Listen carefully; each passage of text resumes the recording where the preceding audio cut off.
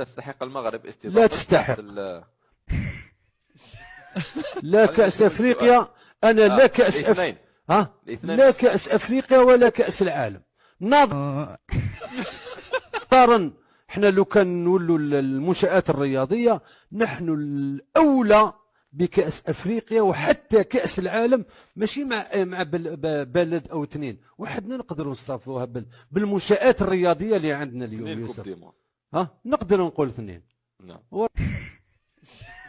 راه المشكل يوسف، قلت لك كأس أفريقيا وكأس العالم، ما قلتش لي كأس العالم يوسف. لا أنا فكرت فقط صراحة. تفكرت أنا لما قلت لك تم تكلمت على رئيس ديالنا حفظه الله، لما قلت لك باستطاعة رئيس تاعنا يدير لنا 2 كوب دي موند وميم طون. أنا أحدثك على 25.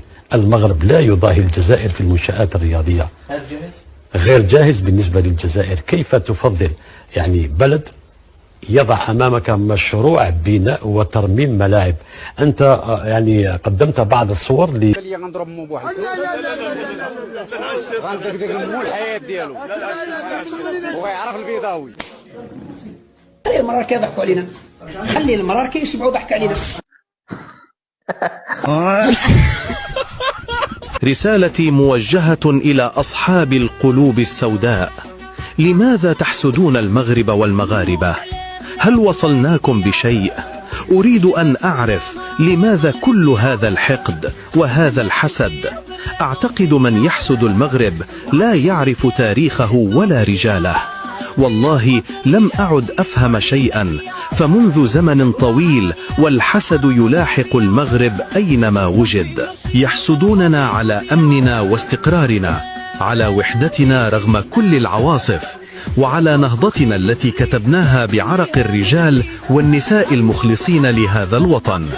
اليوم بعدما عرفوا أن المغرب سيحتضن كأس إفريقيا وكأس العالم، اشتعلت نار الحقد في صدورهم أكثر، وارتفع صراخ الحاقدين من الخارج والداخل معا، لأنهم لا يحتملون رؤية المغرب في القمة. يحرضون، يشككون، يختلقون الأكاذيب، لكنهم ينسون أن المغرب لا يهتز، فأساسه صخرة من التاريخ، جذوره تمتد في أعماق الأرض، وملكه وشعبه كتلة واحدة من العز والكرامة. من يحسد المغرب لا يعرف أن هذا البلد مر من النار وخرج ذهبا، ومن يحرض على المغرب لا يعرف أن المغاربة إذا اجتمعوا لا يقهرون.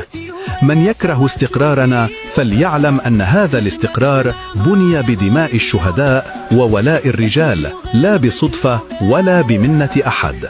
لقد تعب الحاقدون من كرههم للمغرب، والمغرب لا زال شامخا، يزرع في كل يوم حلما جديدا، ويبني في صمت، بينما هم غارقون في الغيرة والعجز. فليحسدوا ما شاءوا وليحرضوا كما يريدون، فالمغرب لا يرد على الضجيج، بل يرد بالإنجاز. وكلما زاد الحسد زاد بريق هذا الوطن تحت شعارنا الخالد الدائم والأبد، حتى يرث الله الأرض ومن عليها.